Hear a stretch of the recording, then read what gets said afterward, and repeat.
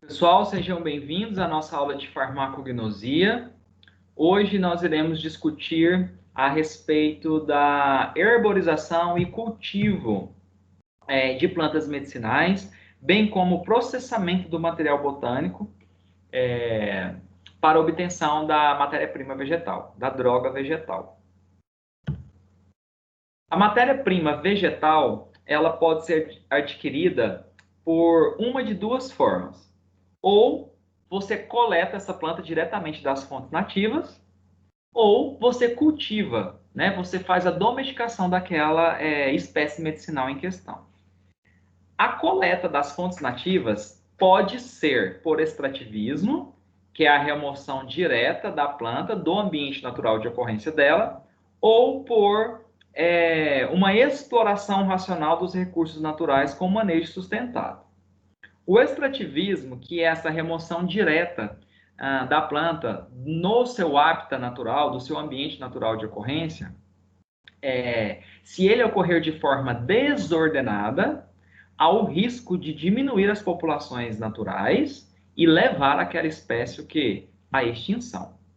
Então, extrativismo é um tipo de obtenção de matéria-prima ativa vegetal considerado adequado? Não, pelo risco de levar a espécie à extinção. A gente tem na Amazônia uma planta conhecida como Aniba roseodora, ou pau-rosa, porque a sua medula tem uma coloração rósea e ela fornece um óleo essencial muito rico em linanol, que era muito explorado para a obtenção, né, de um óleo essencial para a produção do perfume Chanel número 5. E essa planta estava entrando em vias de extinção, porque o rendimento do óleo essencial é muito baixo. Em perfumes a gente tem uma mistura de diferentes essências, não é uma só, e hoje não é mais utilizada ela, ou sintetiza ela em laboratório, né? Como uma mistura de outras fragrâncias, porque no perfume você tem as notas de saída ou de cabeça, as notas de coração, né? E as notas de fundo ou de fixação.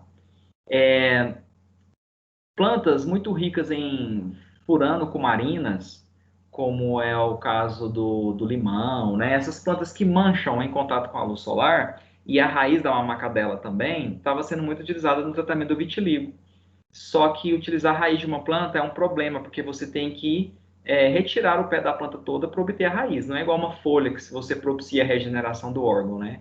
Então, a mamacadela era utilizada na forma de pomada para o tratamento do vitiligo, mas não é mais utilizada. A Brosimum gaudichaudi, em virtude do risco de extinção, tá? Para se coletar diretamente das fontes nativas, o ideal é o quê? É o manejo sustentado. O que é o manejo sustentado? Antes de você fazer a remoção da planta do seu ambiente natural de ocorrência, você estudar a ecologia da planta, a sua demografia, como que ela se distribui no ambiente e a sua biologia reprodutiva. Porque aí, com a ecologia, a demografia e o estudo da biologia reprodutiva da planta, você vai retirar ela do ambiente num intervalo de tempo que permita o próprio ecossistema repor os indivíduos que estão sendo retirados. Então, se você estuda a sua biologia reprodutiva, você vai saber o período de floração, mais ou menos uma média da quantidade de sementes que são formadas ao longo das estações naquele ano, né? E diminui o risco da espécie entrar em extinção. Mas para obtenção de matéria-prima ativa vegetal, o mais indicado é o cultivo. O cultivo, né, que envolve a domesticação da espécie para a produção intensa, e o cultivo é mais indicado porque no cultivo você tem um controle de todas as etapas do processo, evitando, né, levando a menores riscos de falsificação, de adulteração, de corrompimento da matéria-prima vegetal. E como nós precisamos de ter uma padronização dos marcadores, dos princípios ativos da planta, quando você cultiva, você consegue obter um padrão de padronização maior, tá? Lembra que a gente tem lá os marcadores, né? E você tem lá o abacateiro padronizado em tantos por cento de óleo essencial e flavonoides totais. Lembra que a gente falou a respeito disso, né? Então, quando você cultiva das fontes naturais, a variabilidade do material botânico, né, coletado é um problema, né? Cultivar uma planta medicinal não é fácil, porque a produção dos princípios ativos parte dela depende das condições do meio. Então, se você não mimetiza características semelhantes ao do ambiente natural de ocorrência da planta, ela não sintetiza os mesmos princípios ativos ou não os sintetiza na mesma concentração, né? Mas o cultivo ele é mais indicado. A droga vegetal ela vai apresentar melhor qualidade, tá? Com menores riscos de falsificação, adulteração, né?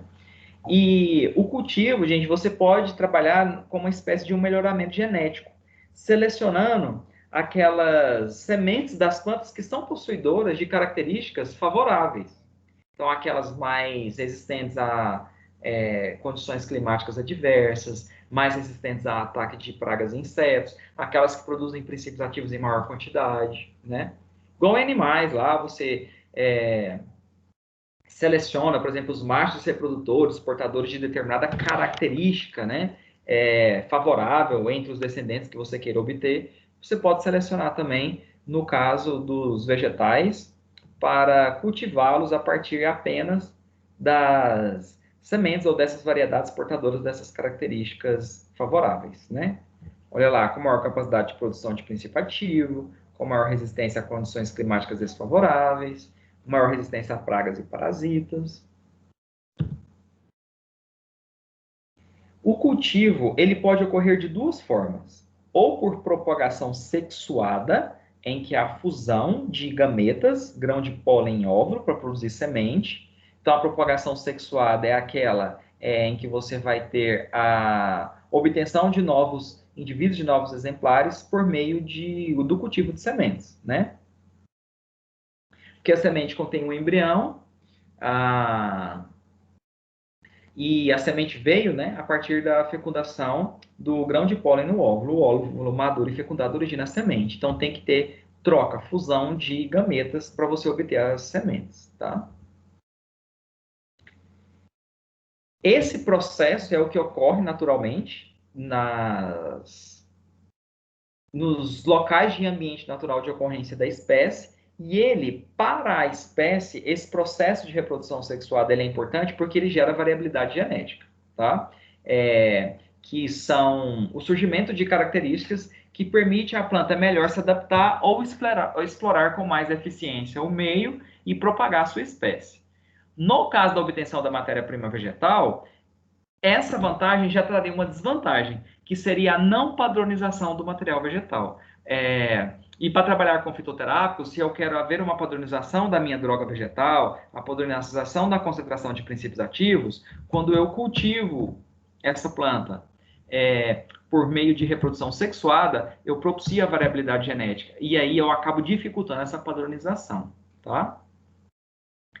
A assexuada é aquela em que eu não vou propagar a espécie por meio de sementes. Eu não vou promover a obtenção de novos indivíduos por sementes. Eu faço isso por meio de estruturas da planta, conhecida como partes germinativas ou explantes. A planta, pessoal, em determinadas regiões do seu corpo, principalmente onde ocorrem essas ramificações de caules, a gente tem células-tronco, que são gemas, tá? Botões vegetativos.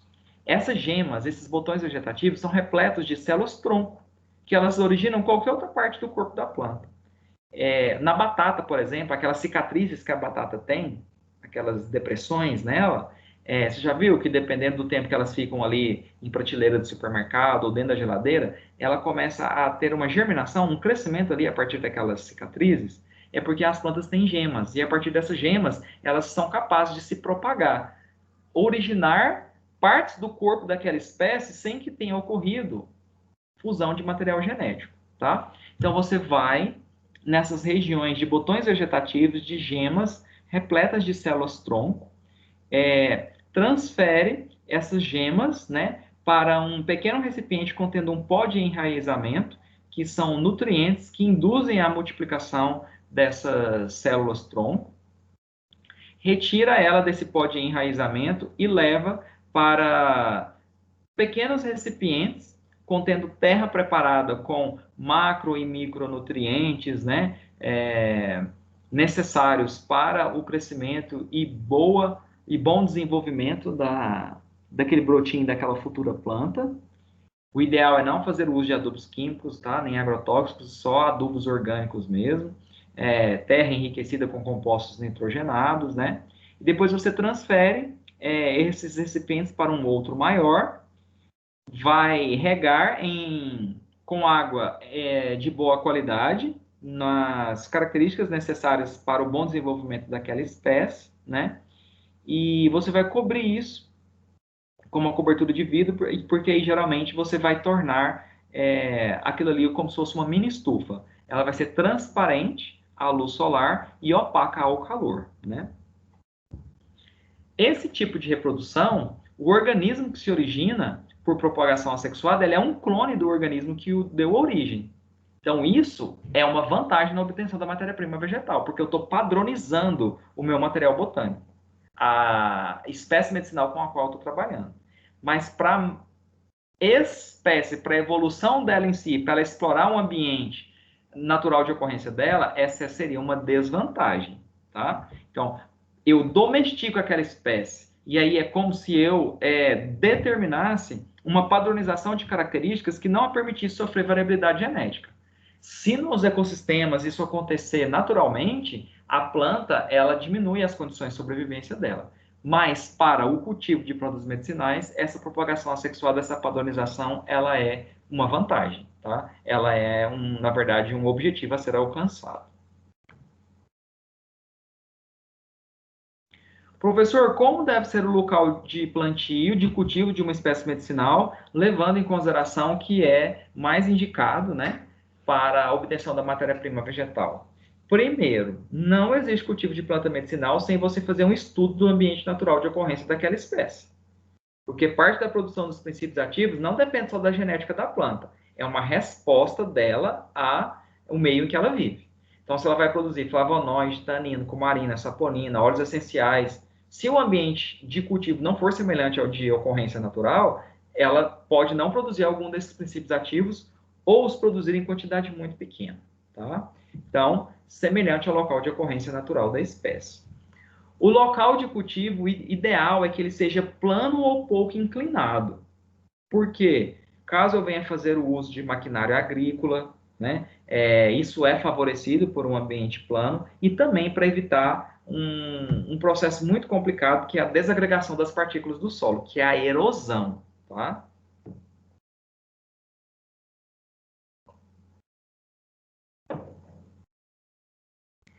Além disso, o local de cultivo ele não deve ser próximo a rodovias, a cultivo de alimentícios em que faça uso de agrotóxicos ou adubos químicos, não próximo a fossas. Por quê? Porque tudo isso tem a capacidade de comprometer com poluentes o cultivo da sua planta medicinal, né? Então, próximos a rodovias, vocês já viram nas proximidades de estrada que as plantas tendem a ser muito ressecadas, né? Então aquela fuligem liberada pelos escapamentos, elas são muito prejudiciais, né? Não devem ser próximos a fossas, a esgoto, né? Não deve haver circulação de animais aqui nesses locais, porque os excrementos, né, urinas e fezes podem contaminar e comprometer a qualidade da planta medicinal, né? Então, ó, evitar que seja próximo, né, de fossas, esgotos, de trânsitos, né, próximo à rodovia. Não deve haver aplicação de adubo químico e agrotóxico. Isso é uma outra dificuldade extrema, né? Porque é muito comum em qualquer tipo de planta você ter o ataque de insetos e lagartas, pragas, né? Mas o ideal é você utilizar biofertilizantes ou o controle biológico, né? Que é você inserir uma espécie que seja predadora daquela que é considerada praga para aquele cultivo. Não é fácil, não, tá? Mas é o ideal. O local deve ter água disponível em abundância e de boa qualidade, né? Eu falei para vocês, né, que a gente deve evitar a circulação de animais, urina, fezes vão contaminar esse cultivo. E o importante é para você também evitar o desenvolvimento, né, de ervas daninhas ou espécies aleatórias, que você faça sempre uma roçada seletiva, um controle de plantas invasoras e pragas com biofertilizantes, uso de controle biológico. O ideal para o cultivo de plantas medicinais é a aplicação de técnicas agroecológicas, né? É aquilo que eu disse para vocês. Não se utilizar adubos químicos nem agrotóxicos, controle biológico, uso de biofertilizantes e também o uso da policultura ou policultivo, que é o cultivo de diferentes espécies em um mesmo local. Isso evita o esgotamento de determinados tipos de nutrientes em específico do solo, enriquece o solo em determinados tipos de compostos. E essa policultura é indicada não só para o cultivo de plantas medicinais, mas também de, de culturas alimentícias, tá? Então, ó, o livro de vocês traz uma sugestão para esse tipo de policultura. Então, o que a gente teria? Vejam bem, aqui, ó, fazendo o contorno de todo o seu cultivo, ou seja, na extremidade dele, gramíneas. Gramíneas, que são plantas, nós vimos que tem aquele sistema fasciculado ou cabeleira, que agrega as partículas do solo, evitando o processo erosivo, e leguminosas, porque as leguminosas, feijão, soja, ervilha, são as únicas plantas que são capazes de naturalmente enriquecer o solo em compostos nitrogenados. Por isso que até em cultivo de algum tipo de planta, você tende a alternar uma leguminosa com uma não leguminosa, tá?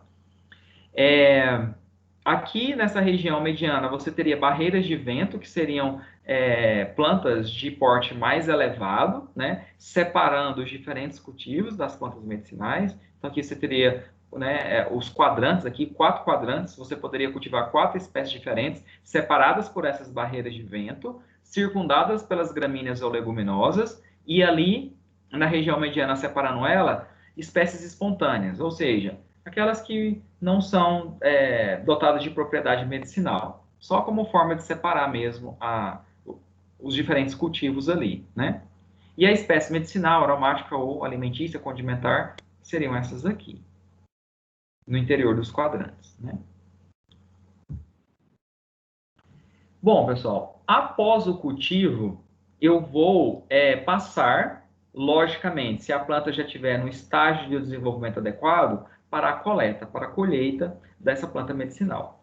Primeira coisa que deve ser observada, o órgão o qual eu quero coletar. É uma raiz, é um caule, é uma casca, é uma folha, são frutos, são flores, são sementes, né?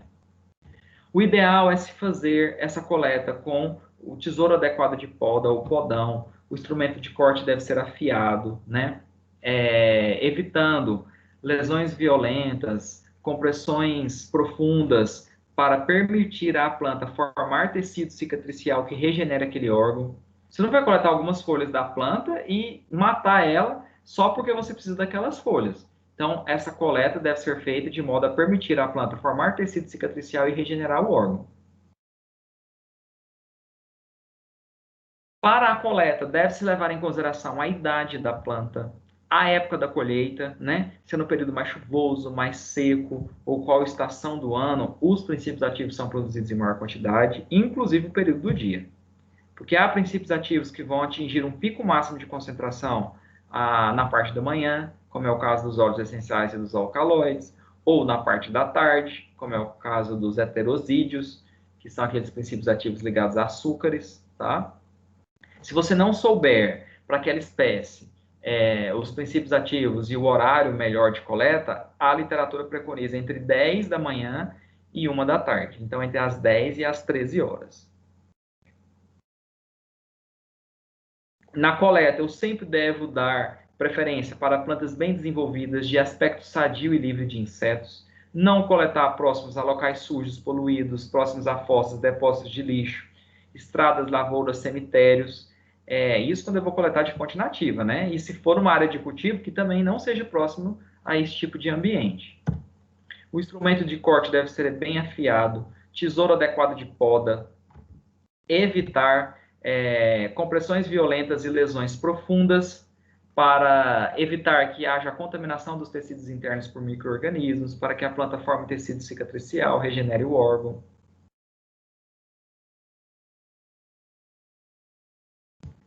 E a empresa de assistência técnica e extensão rural tem um manualzinho que, de acordo com o órgão que você quer coletar, ela tem algumas características em geral que devem ser observadas para essa coleta, tá?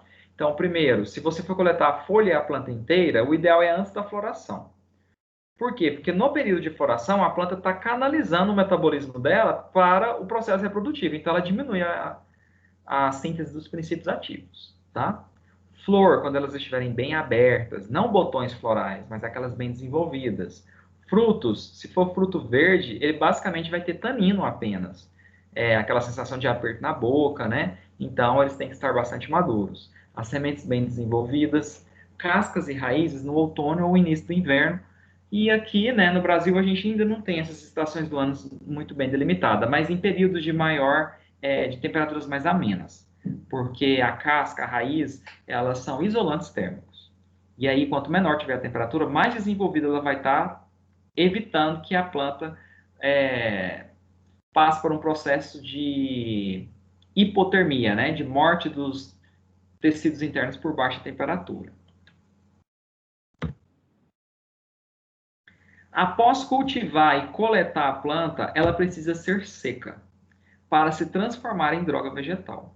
Então, a planta medicinal, depois de coletada e seca, ela passa a ser chamada de droga. Então, a droga vegetal é a planta medicinal após processo de coleta e secagem. Eu nunca armazeno uma espécie medicinal sem ter secado ela antes. Por quê? Porque a secagem é essencial para a sua conservação, inclusive para diminuir o volume da droga e facilitar o seu armazenamento, tá? Essa secagem, pessoal, ela evita a proliferação de bactérias e de fungos decompositores, evita a degradação dos princípios ativos pelas próprias enzimas dos tecidos do órgão da planta, por reações de hidrólise, né, utilizando a água, por isso que é importante a secagem também. A gente tem que retirar a umidade. Tanto é que no controle de qualidade da matéria-prima vegetal, a gente faz a análise do teor de umidade, que se estiver acima do estabelecido em farmacopeia, há o risco de haver contaminação. Então, a secagem elimina certa quantidade de água do órgão vegetal, diminuindo o volume da droga e facilitando a sua conservação. Por quê? Porque evita a proliferação de bactérias e fungos e a degradação dos princípios ativos por enzimas, tá? Se 40 a 45% do peso do órgão vegetal ou da planta for de água, bactéria consegue proliferar. As enzimas desdobram princípios ativos quando 20 a 25% do peso do órgão da planta é constituído por água. E fungos requerem uma quantidade menor, 15 a 20% de água, tá? Então, o ideal é que o teor de umidade da planta ou do órgão vegetal esteja abaixo de 15%. A farmacopeia brasileira padroniza entre 8% e 14%.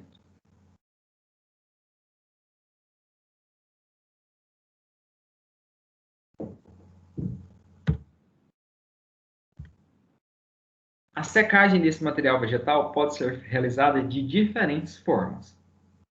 Uma das mais utilizadas no meio acadêmico é o uso de estufas, em que você distribui a planta ou partes do órgão da planta, folhas, picotada, rasurada, né? Ou a planta inteira em bandejas, em cômodos contendo lâmpadas, que o calor emitido por essa lâmpada vai facilitar essa secagem.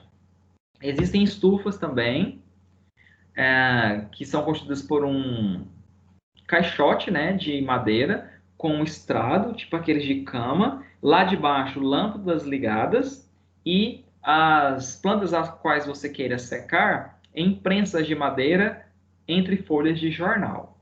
Isso é muito utilizado no meio acadêmico, em faculdades, tá? Mas essa secagem pode ser feita naturalmente, à sombra, ao sol, não tem problema, desde que se observe algumas características. A secagem à sombra ela é bem adequada, porque ela é um tipo de secagem menos agressiva, né? Entretanto, ela é um processo muito lento. E há o risco de que haja degradação dos princípios ativos por ação das enzimas. Pode não dar tempo de secar e a água ali presente, algumas enzimas degradam os princípios ativos por hidrólise. Ao sol, o processo é mais rápido. Entretanto, ele é mais agressivo, ele é menos brando. E aí, se a planta for constituída por compostos voláteis, como os óleos essenciais, ou compostos termoláveis que se degradam facilmente com o calor, esse tipo de secagem não vai ser indicado. A secagem natural é o tipo de secagem mais indicado por ser mais brando e manter melhor as características da droga. Mas tanto a sombra quanto ao sol têm vantagens e desvantagens. Então, o mais indicado é a secagem mista, que é você iniciar a secagem por algumas horas ao sol e finalizar a secagem à sombra. Porque aí você inicia o processo ao sol para que ele tenha um intervalo de tempo menor, mas como ela fica apenas por algumas horas, não há um risco de ter uma volatilização muito considerável, né, dos óleos essenciais e nem que haja degradação dos compostos termoláveis.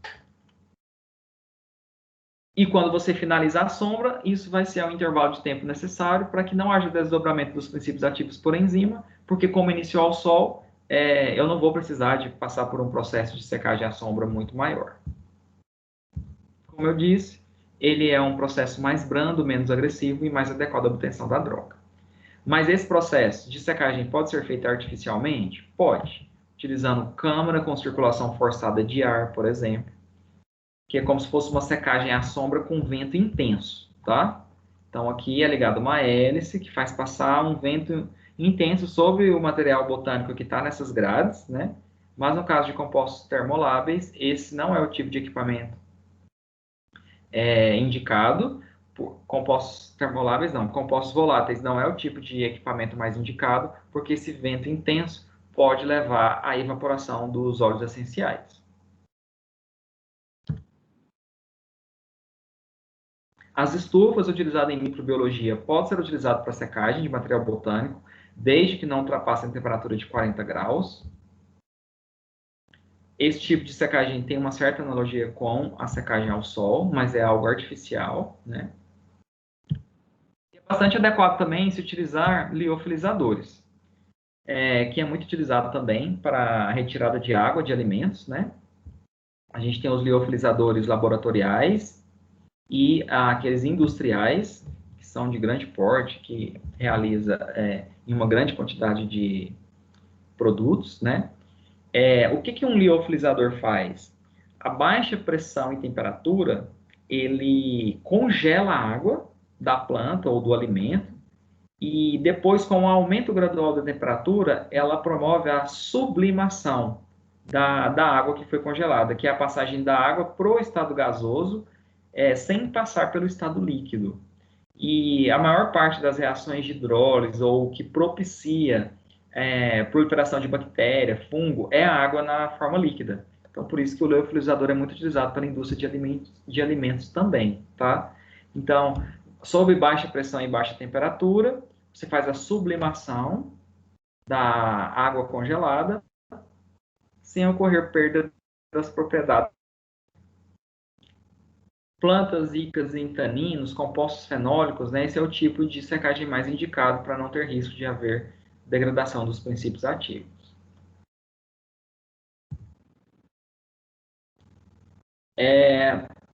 Todas as vezes, pessoal, que a gente for trabalhar com uma planta, seja em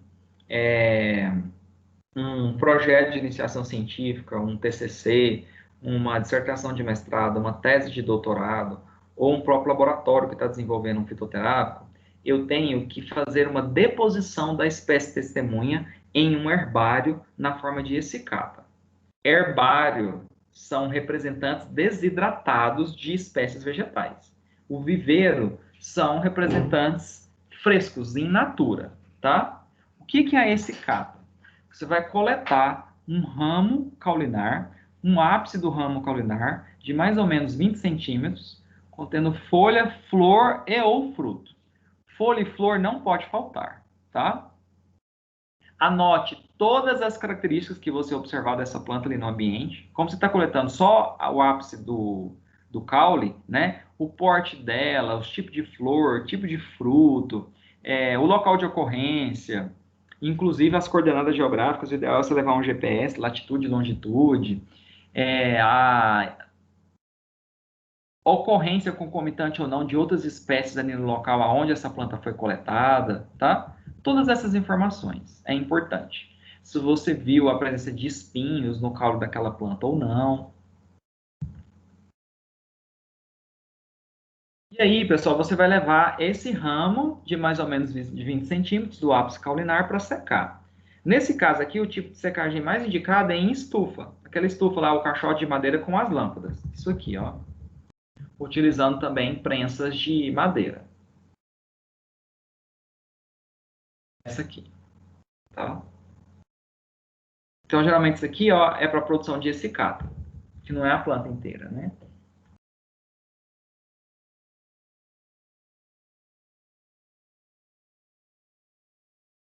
Então, a coleta deve ser feita com tesoura adequada de poda, né? Você vai pegar a prensa de madeira, colocar uma folha de papelão, folha de jornal, colocar o seu ramo que você queira montar esse cata, aí você vem com outra folha de jornal, outra folha de papelão, a segunda parte da prensa de madeira e amarra e leva para a estufa.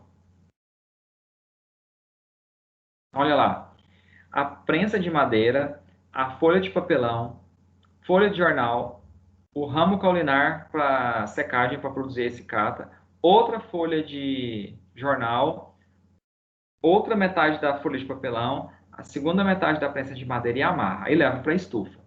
E de 3 em 3 dias você desamarra, troca a folha de jornal se ela estiver muito úmida, até você observar que o material vegetal está seco. Feito isso, depois que o ramo ficou, né, em processo de secagem lá na estufa, você vai montar a sua essicata propriamente dita. Como que você faz isso? Você vai colocar o ramo seco numa folha de cartolina branca e vai aderir esse ramo com uma cola solúvel em água ou com alguma fita adesiva ou até mesmo fazendo uns furinhos em pontos estratégicos aqui, passando uma linha e amarrando lá atrás. Você tem que pôr uma ficha nessa cartolina contendo todas essas informações que você coletou ou anotou quando do episódio de coleta daquela planta, tá? Então, todas as suas características, o local de coleta, inclusive o ideal são as coordenadas geográficas, a data de coleta, o responsável pela coleta. Leva essa planta para um botânico sistemata, que é um biólogo especializado em classificação biológica de planta, para você ter a classificação biológica dela, que nós estudamos hoje na primeira parte da aula, o reino, a divisão, a classe, a ordem, a família, o gênero e a espécie daquele representante em questão, tá? Cola essa ficha e aí você coloca essa cartolina num envelope ou faz uma dobra, né, como se fosse uma capa para a sua essicata com papel pardo, tá? E o herbário de cada instituição organiza isso em armários da maneira como ele considerar melhor, tá? Então essa ficha contendo todas as informações é muito importante que ela seja colada ali.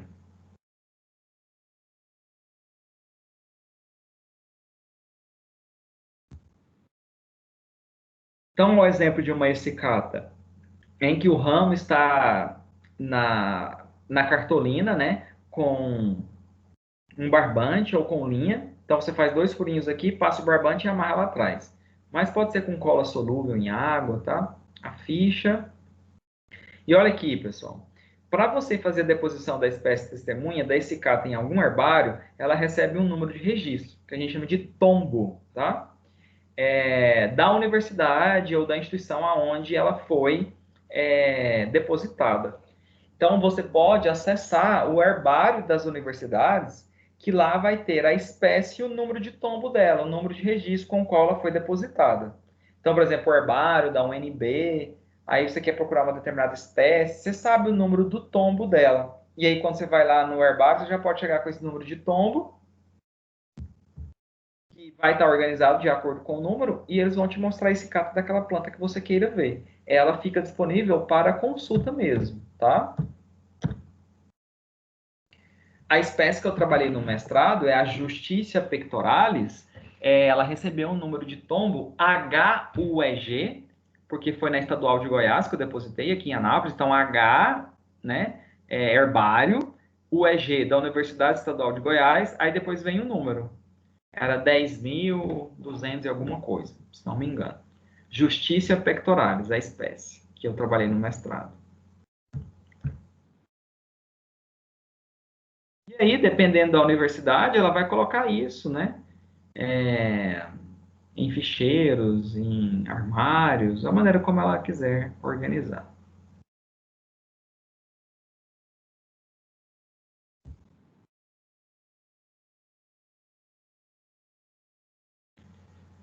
Toda planta medicinal, antes de ser armazenada, ela tem que ter sido coletada e seca.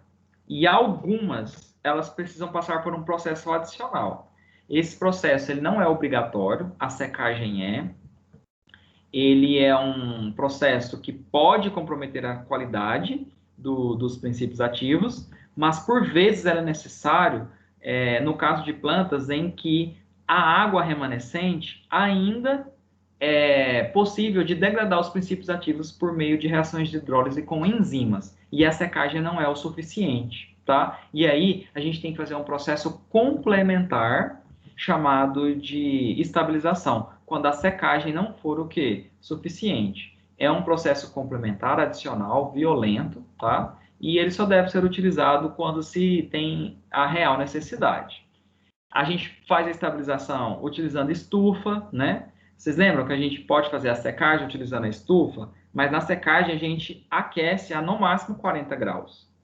Para a estabilização, para tirar qualquer resquício de água, a gente aquece a 80 graus, mas por apenas no máximo meia hora, tá?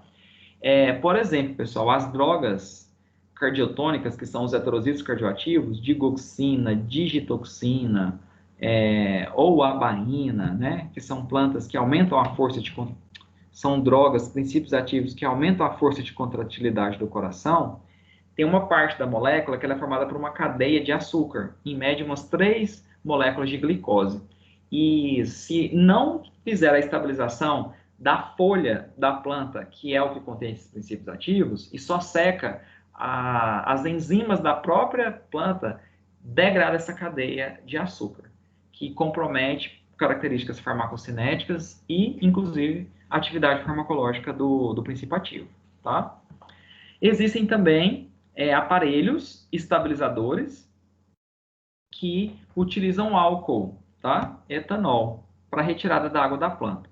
Álcool tem afinidade por água, por isso que o álcool ele desidrata. Esse cenário que a gente está vivendo de usar muito álcool gel, né, álcool a 70, as mãos ficam muito ressecadas porque o álcool ele retém, ele puxa a água para ele, né? Então ele tira das células para o meio externo, que é onde ele foi aplicado.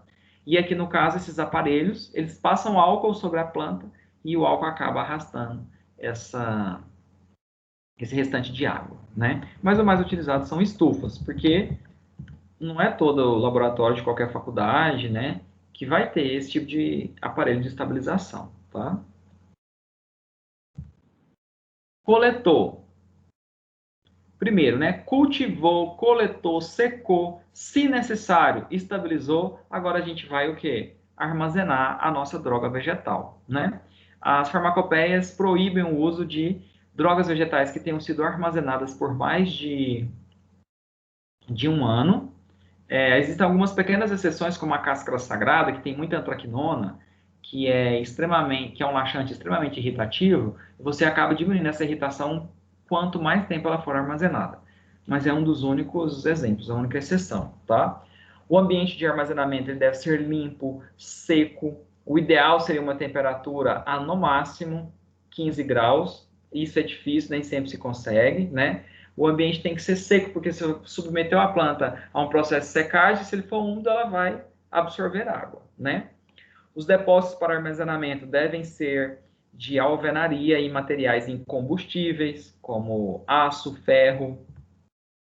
O pé direito dos depósitos devem ser altos para permitir uma ventilação adequada, portas e janelas providas de dispositivos que evitem a entrada de roedores, insetos, pássaros, né? É importante também, principalmente no caso de plantas termoláveis, que facilmente têm degradação dos princípios ativos pela luz, que a iluminação esteja pouco intensa, tá? Para que você evite reações químicas indesejáveis e degradação de princípio ativo. Então, há um exemplo desse tipo de depósito. Materiais incombustíveis, né? Pé direito alto, janelas, portas providas de dispositivos que evitem a entrada de roedores, pássaros, insetos.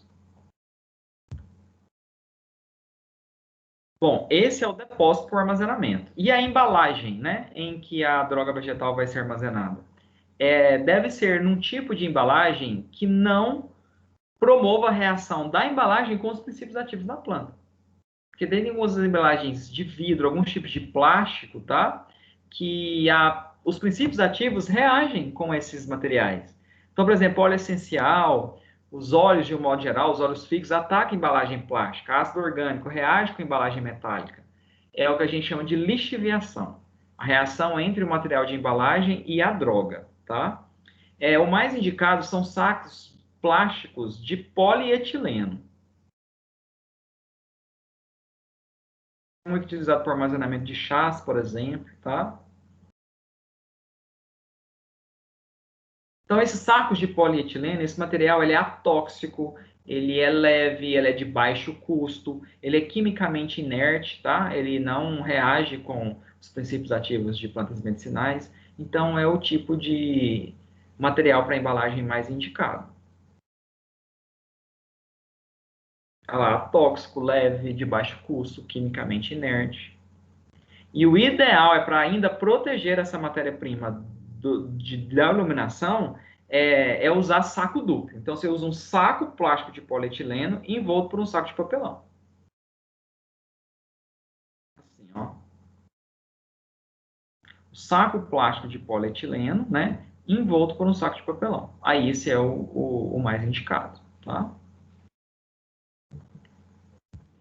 E também existe um material, né, um vidro especial, que no caso das farmácias de manipulação e laboratórios de menor porte, ao invés de utilizar os sacos duplos de polietileno envoltos com papelão, pode-se fazer opção também para os frascos escuros de vidro âmbar, tá? Porque eles também são quimicamente inertes e protegem da iluminação.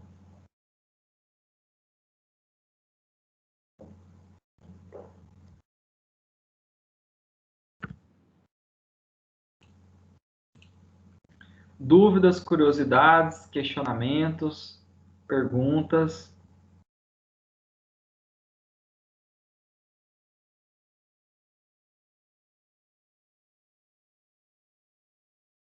Tranquilo, pessoal, quanto ao conteúdo? Semana que vem, então, fica combinado a questão da nossa aula prática, naquela esquema que a gente disse, grupo A e grupo B, e a Daiana vai passar a divisão? Sim, professor. E não esqueçam da paramentação, tá? Porque senão você não assiste a aula. E de levar impresso o roteiro, seção 3 da unidade 1, tá ok? Ok. Vou fazer o download da gravação das aulas de hoje para postar lá, os slides já estão postados e aí vocês vão acompanhando o conteúdo, tá bom? Obrigado pela atenção, fiquem com Deus, até semana que vem. Boa noite. Boa noite, professor. Boa noite.